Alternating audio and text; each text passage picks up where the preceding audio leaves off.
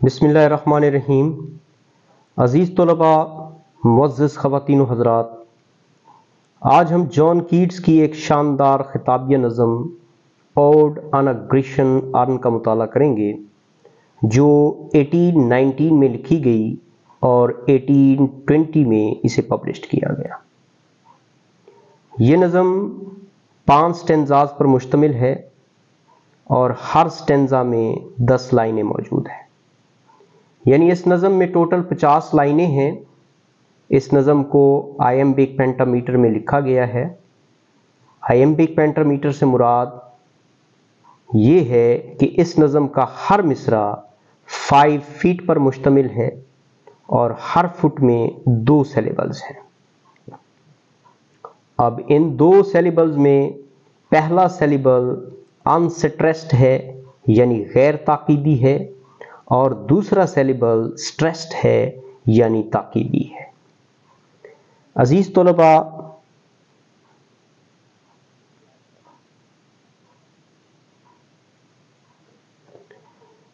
نظم کو پڑھنے سے پہلے ضروری ہے کہ اس میں استعمال ہونے والی چند شعری اصطلاحات کا مطالعہ کر لیا جائے۔ سب سے پہلے تو آپ حضرات کو یہ علم ہونا چاہیے کہ اوڈ کیا ہے۔ یہ ایک ایسی نظم ہوتی ہے جس میں شاعر کسی سے بلا واسطہ خطاب کرتا ہے۔ اس کے بعد اس نظم میں ہیلنزم کا سمجھ لینا بھی ضروری ہے۔ اب ہیلنزم کیا ہے؟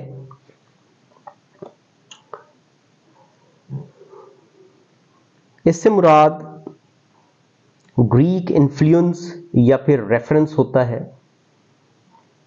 جس سے پڑھنے والے کو یہ معلوم ہو جاتا ہے کہ شاعر کو یونانی آرٹ سے کس قدر لگاؤ ہے۔ اس کے بعد ہم یہاں ایپسٹرافی کا استعمال ہوتا ہوا دیکھیں گے۔ اب یہ ایپسٹرافی کیا ہوتا ہے؟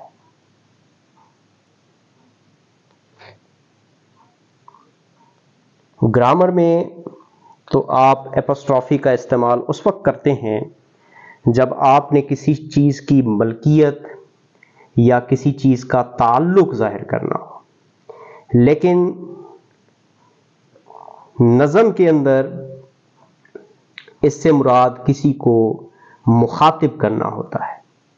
اگر کسی شخص کو مخاطب کرنا ہو تو لازم ہے وہ شخص وہاں موجود نہ ہو، اور اگر کسی بے جان چیز کو پرسونیفائی کر کے مخاطب کرنا ہے تو لازم ہے کہ وہ چیز سامنے موجود ہو۔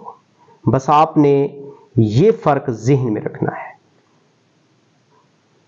اس کے بعد پرسونیفیکیشن کا استعمال یہاں ہوگا۔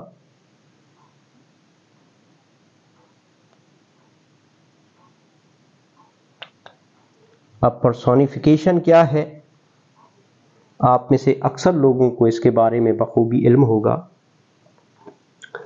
کہ جب کسی بے جان چیز کو انسانوں والی خصوصیات دے دی جاتی ہیں تو اس ٹرم کو پرسونیفیکیشن کہا جاتا ہے، یعنی بے جان چیز کے بارے میں یوں بات کی جائے جیسے وہ انسانوں کی طرح ہے، جیسے وہ انسانوں کی طرح بیہیو کرتی ہے۔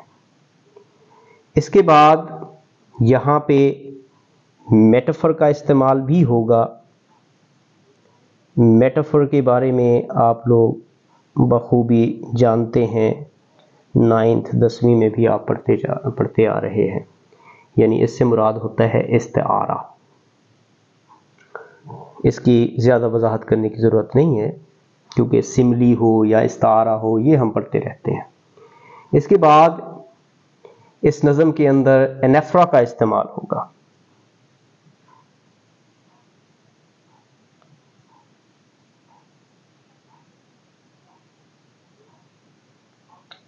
اب انیفرا کیا ہوتا ہے؟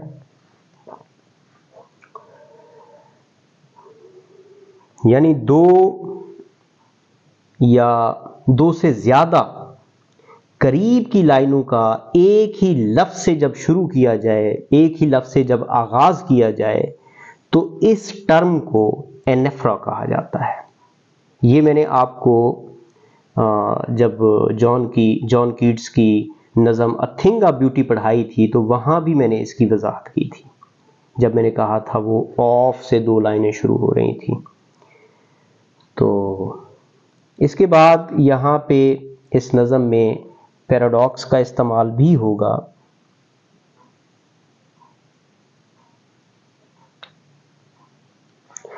اب پیراڈاکس کیا ہے اس کو بھی سمجھ لیجئے، یعنی یہ ایک متضاد بیان ہوتا ہے جو بظاہر غلط لگتا ہے مگر حقیقت میں یہ بالکل درست ہوتا ہے۔ اس کے بعد اس نظم میں ہم الیٹریشن کی بات بھی کریں گے۔ الیٹریشن بھی آپ 9th 10th سے پڑھتے آ رہے ہیں، یہ بھی کوئی زیادہ مشکل ٹرم نہیں ہے، یعنی دو یا دو سے زیادہ الفاظ کا کسی ایک ہی کنسوننٹ ساؤنڈ سے جب آغاز ہو اور اس کا مقصد صرف اور صرف لائن کے اندر، مصرے کے اندر ترنم پیدا کرنا ہو تو اس ٹرم کو ہم الیٹریشن کہتے ہیں۔ تو خواتین و حضرات، یہ وہ چند اہم اصطلاحات ہیں کہ جن کو سمجھنے کے بعد اس نظم کو سمجھنا آسان ہو جائے گا۔ آئیے اب ہم نظم کا مطالعہ کرتے ہیں اور دیکھتے ہیں کہ شاعر نے کہاں کہاں ان اصطلاحات کو استعمال کیا ہے۔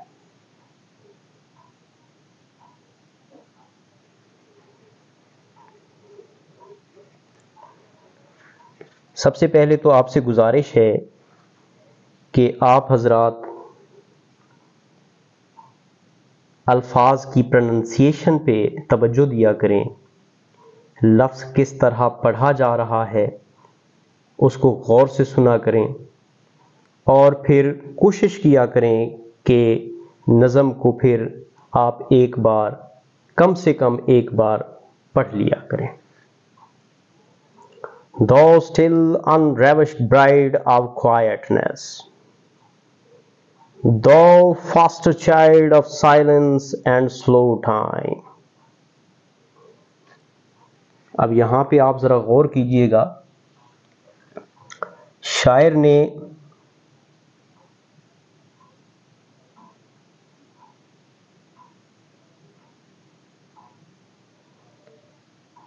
لفظ دو سے اس نظم کا آغاز کیا ہے۔ یہ میں پہلے ہی آپ کو بتا چکا ہوں کہ اب یہ جو گریشن ارن ہے یہ ایک بے جان چیز ہے، اس کو جانداروں والی خصوصیات دی جا رہی ہیں، پرسونیفائی کیا جا رہا ہے اور اس سے خطاب ہو رہا ہے۔ تو اب یہ جو پہلا لفظ ہے دو، ہم کہیں گے کہ یہاں پہ شاعر نے اپوسٹرافی کا استعمال کیا ہے۔ unravished bride، unravished سے مراد ہوتا ہے پیور، untouched یا پھر ورجن، جسے چھوا نہ گیا ہو۔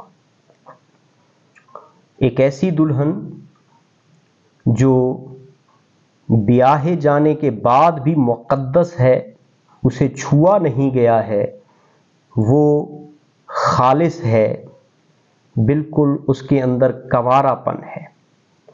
اور یہ دلہن کس کی ہے؟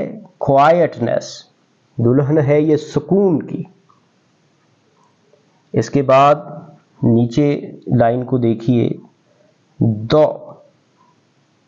اب یہاں پہ اس ٹرم کو سمجھ لیجئے خواتین و حضرات، یہ دو لائنیں لفظ دو سے سٹارٹ ہو رہی ہیں، یعنی یہاں پہ شاعر انیفرا کا استعمال کر رہا ہے، ایک ہی لفظ سے دونوں لائنوں کا آغاز کیا جا رہا ہے۔ فاسٹر چائلڈ، فاسٹر چائلڈ کا مطلب ہوتا ہے گود لیا گیا بچہ۔ A child cared by the people other than his own parents. جب حقیقی والدین کی بجائے کسی بچے کی پرورش اور لوگ کریں تو اس بچے کو لے پالک یعنی گود لیا ہوا بچہ کہا جاتا ہے. اس کے بعد دیکھیں یہ گود لینے والے کون ہیں؟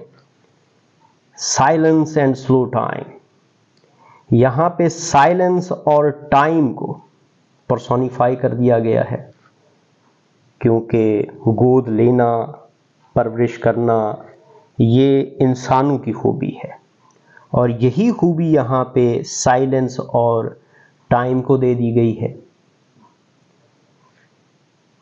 تو یہاں پہ تھوڑی سی میں وضاحت بھی کرتا چلوں.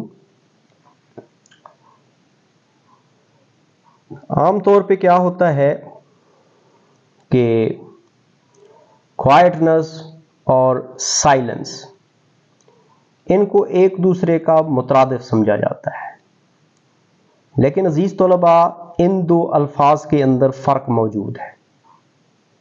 کوائٹنس کا مطلب ہوتا ہے ایک ایسی حالت جب آپ کے پاس کوئی موجود تو ہو لیکن وہ شخص چپ چاپ بیٹھا ہو یا پھر چپ چاپ کھڑا ہو، یعنی وہ بات نہ کرے.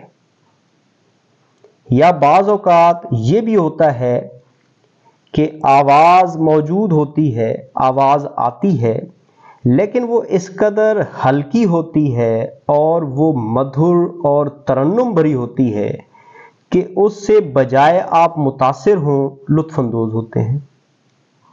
تو اس کیفیت کو کہا جاتا ہے کوائٹنس. جبکہ سائلنس سے مراد ایسی حالت ہے جب آپ کے پاس کوئی موجود ہی نہ ہو اور نہ ہی کسی قسم کی کوئی آپ کو آواز سنائی دے. اب آپ کو اس کا مفہوم سمجھ آ جائے گا. دیکھیں یہاں پہ کوائٹنس اور سائلنس دو الگ الگ چیزیں ہیں. اس گریشن ارن کو دلہن کے طور پر بیاہا گیا ہے کوائٹنس کے ساتھ، اور اس کی پرورش کی جا رہی ہے سائلنس کی طرف سے. یعنی یہ دو مختلف چیزیں ہوئیں. اگر یہ ایک دوسرے کے مترادف ہوتے تو پھر تو شوہر بھی ایک ہے، پھر ماں بھی ایک ہے. امید ہے کہ آپ کو یہ فرق سمجھ آ گیا ہوگا. اب ذرا اس دوسری لائن پہ غور کر لیجئے، thou foster child of silence and slow time. یہاں پہ وقت کی جو اہمیت ہے، جو اس کا زور و دبدبہ ہے، اس کے بارے میں ذرا آپ غور کریں. بظاہر تو وقت کسی کا محتاج نہیں، اور نہ ہی آج تک اس نے کسی پر رحم کیا ہے، لیکن اس گریشن ارن پر وہ اس قدر مہربان ہے کہ اس نے اپنی رفتار بھی سست کر لی ہے. کیوں کر لی ہے؟ کیونکہ یہ گریشن ارن اس کی گود میں پلا ہے، اور اس کی رفتار اس لیے کم ہو گئی ہے کہ گود لی ہوئی یہ جو بچی ہے، یہ جو اولاد ہے اس کے حسن کو زوال نہ ہو. امید ہے کہ یہاں تک آپ کو بات سمجھ آ گئی ہوگی.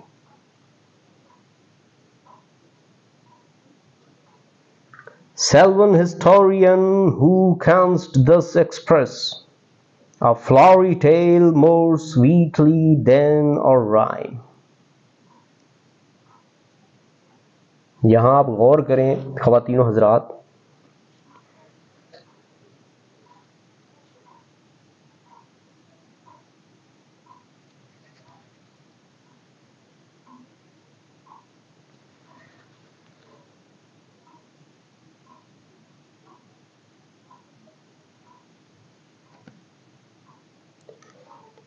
یہ ٹچ تھوڑا کام نہیں کر رہا، چلیں اللہ خیر کرے گا.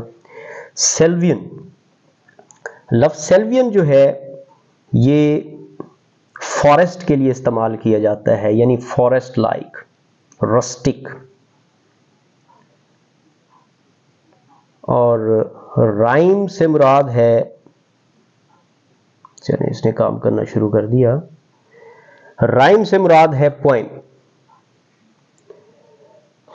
تو دیکھیں یہاں پہ شاعر کہنا یہ چاہ رہا ہے کہ یہ جو گریشین ارن ہے یہ ایک جنگلی مناظر کو لکھنے والی ایک مورخہ بھی ہے، اور اس سے وہ مخاطب ہو رہا ہے، یعنی کہتا ہے کہ تم جنگل یا دیہات کے مناظر کی ایسی مورخہ ہو جو جنگل یا دیہات کے مناظر کی خوبصورت داستان کو ایسے پیارے انداز میں بیان کر سکتی ہو کہ اتنے خوبصورت انداز میں تو ہم شعراء اپنی نظموں میں بھی شاید بیان نہ کر سکیں. دیکھیں یہ ایک حسن ہے، لکھنے کا ایک سٹائل ہے جو کیٹس جو ہے وہ اپنائے ہوئے ہیں یہاں پہ. امید ہے کہ یہاں تک آپ کو بات سمجھ آ گئی ہوگی. اب ہم تھوڑا سا آگے بڑھتے ہیں اور دیکھتے ہیں کہ اگلی لائنوں میں شاعر ہمیں کیا پیغام دے رہے ہیں.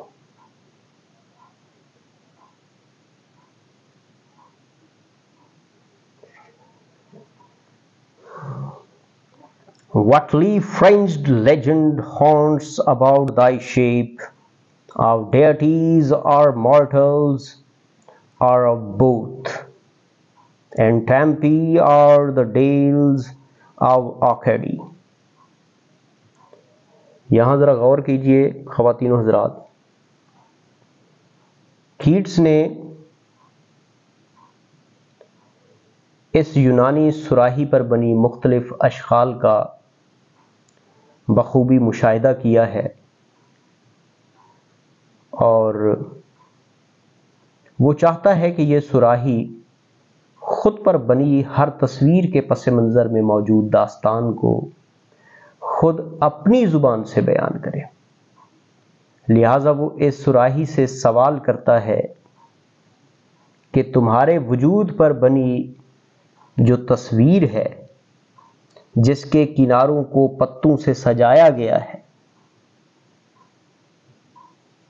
لیف فرنجڈ لیجنڈ، یعنی ایک ایسی داستان ہے تمہارے چہرے پہ، تمہارے وجود پہ، کہ جس میں منظر کشی کرتے وقت اس منظر کے چاروں اطراف میں اس منظر کو پتوں سے سجا دیا گیا ہے.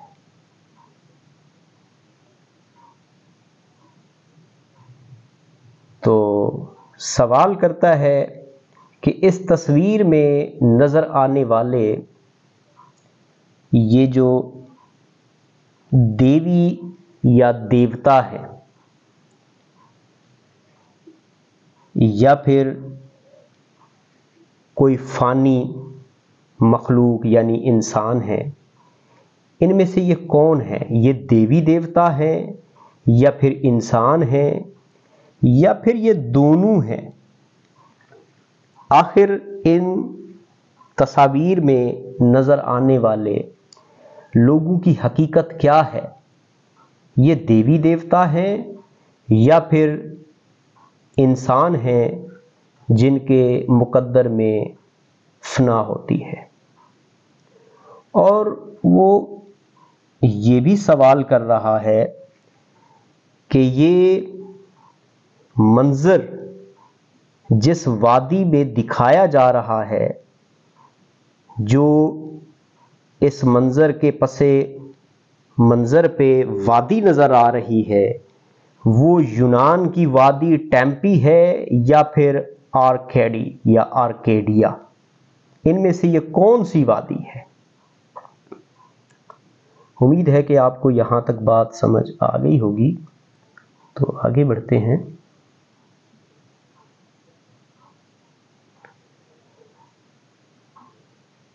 What men or gods are these? What maidens loth what mad pursuit, what struggle to escape, what pipes and timbrels, what wild ecstasy.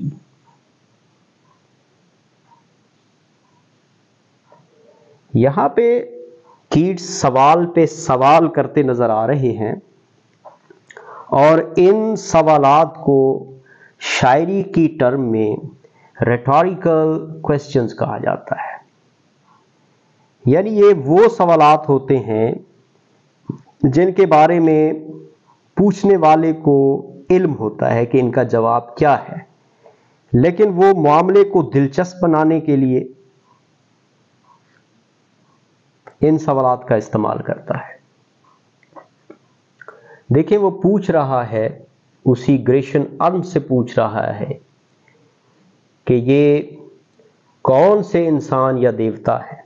What men or gods are these؟ یہ کون ہے، یہ کون سے انسان یا دیوتا ہیں. یعنی اگر انسان ہے تو ان کا تعلق کون سے زمانے سے ہے، اور اگر یہ دیوتا ہے تو پھر ان کے نام کیا ہیں. اس کے بعد وہ دیکھیں کہتا ہے کہ what maidens loth. loth کا مطلب ہوتا ہے reluctant. جب کوئی ہچکچاہٹ ہو یا پھر کسی قسم کی کوئی ناراضگی ہو یا نفرت کا اظہار کیا جا رہا ہو تو لفظ لوت کا استعمال کرتے ہیں. عام طور پہ اس کے لیے سپیلنگ ہوتے ہیں LOATH.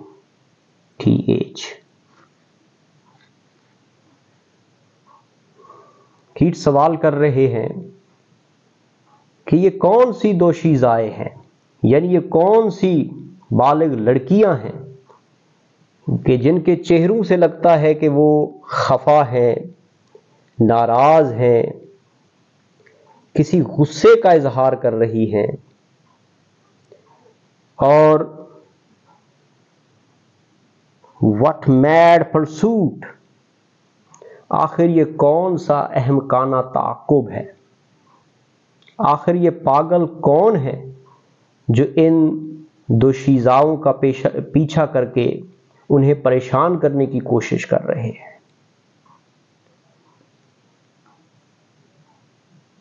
What struggle to escape، آخر اس تعاقب کے ایسے کون سے بھیانک مقاصد ہیں جن سے بچنے کے لیے یہ دوشیزائیں، یہ نوجوان لڑکیاں انت تک کوشش کر رہی ہیں.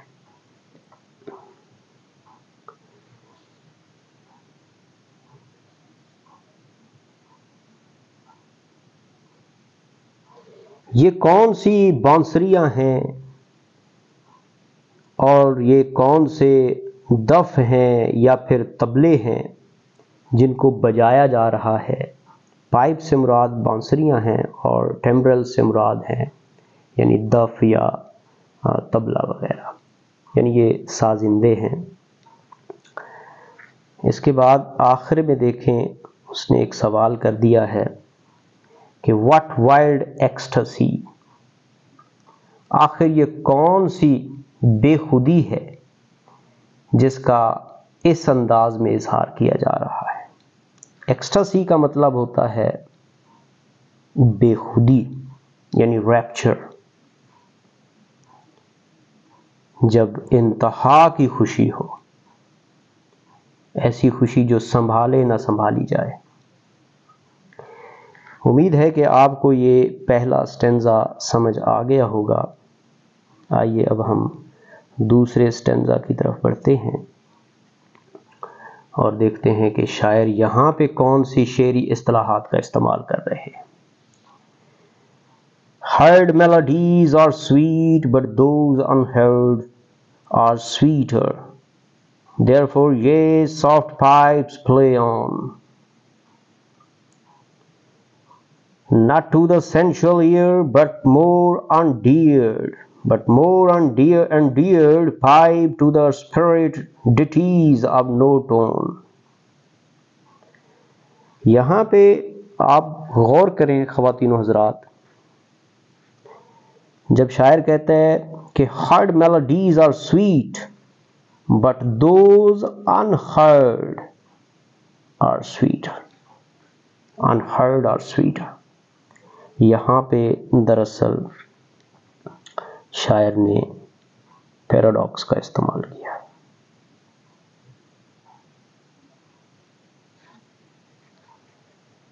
یہ وہی بات ہے جیسے ولیم ورڈزورتھ نے کہا تھا A child is the father of a man۔ بچہ جو ہے ایک آدمی کا، ایک مرد کا والد ہوتا ہے۔ بظاہر تو باتیں یہ الٹ لگتی ہیں، غلط لگتی ہیں، لیکن حقیقتاً صحیح ہوتی ہیں۔ جیسے ہم کہیں A student is the teacher of a teacher، یعنی ایک طالب علم جو ہے وہ ایک استاد کا استاد ہوتا ہے، کیونکہ ایک طالب علم استاد کو بہت کچھ سکھا جاتا ہے، وہ ایسے ایسے سوالات کرتا ہے، بعض اوقات استاد لاجواب ہو جاتا ہے، لیکن وہ مجبور ہو جاتا ہے کہ نیکسٹ ٹائم وہ ہر طرح سے تیار ہو کے جائے اور کسی بھی طالب علم کی جانب سے پوچھے گئے سوال کا جواب بآسانی دے سکے۔ تو یہ چیزیں پیراڈاکس ہوتی ہیں، بظاہر تو ہمیں غلط نظر آتی ہیں لیکن حقیقت میں ٹھیک ہوتی ہیں۔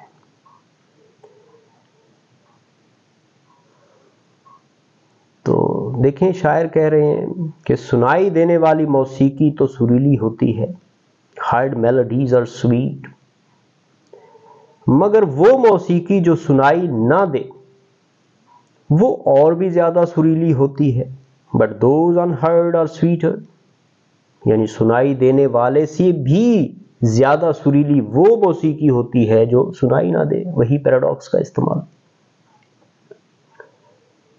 یعنی جو موسیقی آپ کانوں سے نہیں سن سکتے وہ آپ کے من کے لیے ہوتی ہے، وہ آپ کی روح کے لیے ہوتی ہے۔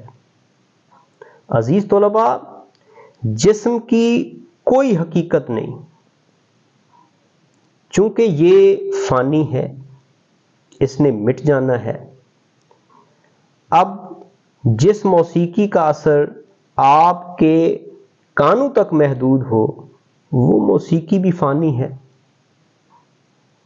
وہ بھی ایک وقت ایسا آئے گا کہ اس کو بھی زوال ہو جائے گا، کوئی سننے والا نہیں ہوگا۔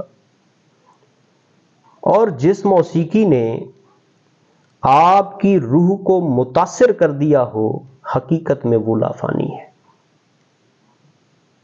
بس جسم اور روح کی حقیقت بھی یہی ہے، جسم فانی ہوتا ہے، اس نے مٹ جانا ہے، چونکہ وقت کے ساتھ ساتھ اس کو زوال ہے، اور روح لافانی ہے۔ امید ہے کہ یہاں تک آپ کو بات سمجھ آ گئی ہوگی۔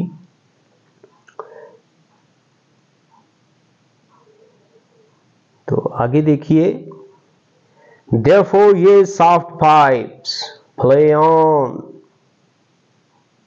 not to the sensual ear, but more endeared, pipe to the spirit of deities of no tone۔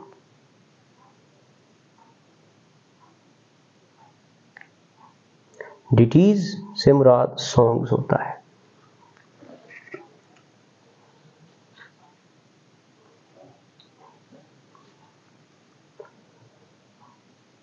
لہذا اے نرم و گداز بانسریوں، ذرا غور کیجئے گا خواتین و حضرات، بانسریوں کو مخاطب کر کے پیغام دیا جا رہا ہے، یعنی یہاں بھی آپ کو ایپوسٹرافی کا استعمال ہوتا نظر آ رہا ہے۔ بانسریوں سے کہا جا رہا ہے کہ بجتی جاؤ بجتی جاؤ، کیونکہ آپ کا سر کانوں کے لیے نہیں بلکہ اس سے کہیں زیادہ کسی اور چیز کو عزیز ہے۔ تو اے بانسریو، بس تم ان روحانی گیتوں کے لیے بجو جن کی آواز اس فانی دنیا میں بسنے والوں کے لیے بالکل نہیں ہے، بلکہ وہ گیت تو صرف اور صرف روحانیت کے لیے ہے۔ امید ہے آپ کو یہاں تک بات سمجھ آ گئی ہوگی خواتین و حضرات۔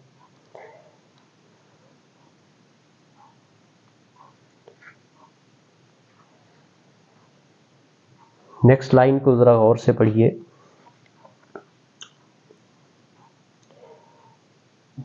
Fair youth beneath the trees, thou canst not leave thy song, nor ever can those trees be bare.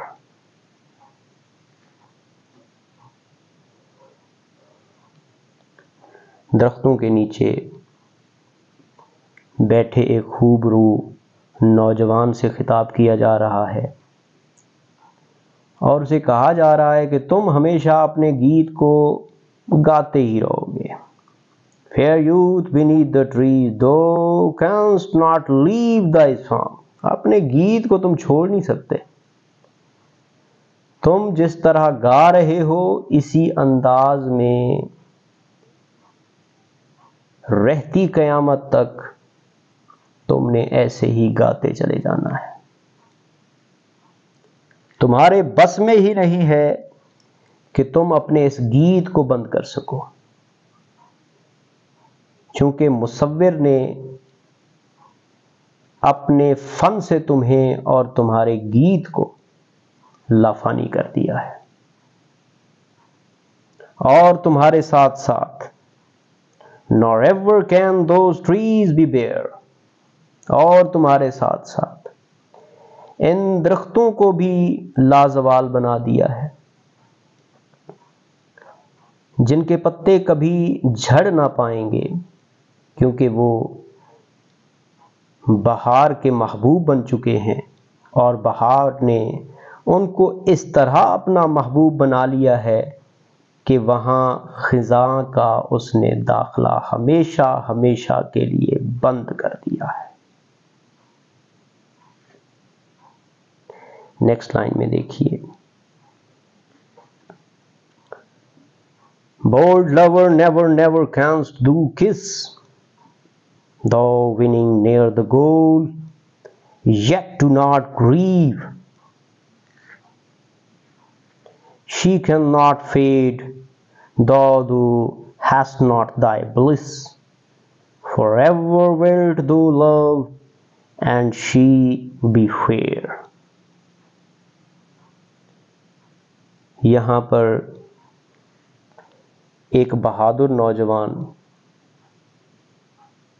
جو ایک منظر میں اپنی محبوبہ کے پیچھے دوڑنے کی کوشش کر رہا ہے، تو اس سے کیٹس بڑے خوبصورت انداز میں مخاطب ہیں اور کہتے ہیں کہ بہادر محب، چاہنے والے، اے بہادر عاشق، تم نے جرت کر کے اپنی محبوبہ کی طرف قدم تو بڑھا دیا ہے، مگر تم کبھی اس کا بھوسا نہ لے سکو گے، اسے کبھی کس نہ کر سکو گے، اگرچہ تم اپنی منزل کے بالکل قریب ہو، مگر تم دونوں کے درمیان یہ فاصلہ ہمیشہ ہمیشہ کے لیے قائم کر دیا گیا ہے، اور تم چاہ کر بھی اپنی محبوبہ تک کبھی پہنچ نہ پاؤ گے۔ لیکن تمہیں پریشان ہونے کی ضرورت نہیں ہے، ہرگز پریشان نہیں ہونا۔ ڈو ناٹ گریو، ہرگز پریشان نہیں ہونا۔ پریشانی تو تم سے کوسوں دور رہنے والی ہے۔ بہرحال تم نے پریشان نہیں ہونا۔ کیوں نہیں ہونا؟ کیونکہ جو تمہاری محبوبہ ہے اس کے حسن و جمال میں کبھی کمی نہیں آئے گی، اگرچہ تمہیں تمہاری من چاہی خوشی میسر نہ ہوگی، یعنی تم کبھی اپنی محبوبہ کو کس نہیں کر پاؤ گے، بس تمہاری یہ حسرت ایک حسرت بن کر ہی رہ جائے گی، پھر بھی تم ہمیشہ اسے چاہتے رہو گے۔ Forever will do love، ہمیشہ ہمیشہ کے لیے اپنی محبوبہ کو چاہتے رہو گے، کیونکہ وہ تمہارے لیے ہے، تم اس کے لیے ہو۔ بس تم اس کی کل کائنات ہو، وہ تمہاری کل کائنات ہے۔ اور تمہاری محبوبہ be fair, she be fair, ہمیشہ جوان رہنے والی ہے، اس کے حسن و جمال میں کبھی کمی نہیں آنے والی۔ امید ہے عزیز طلباء، معزز خواتین و حضرات، آپ کو نظم کے یہ پہلے 2 سٹینزاز بہترین انداز میں سمجھ آ گئے ہوں گے، اور ان سے متعلق آپ کے تمام کانسیپٹس کلیئر ہوئے ہوں گے۔ تو اس کے نیکسٹ پارٹ تک آپ سے اجازت چاہوں گا۔ اپنا خیال رکھیے گا۔ اللہ نگہبان۔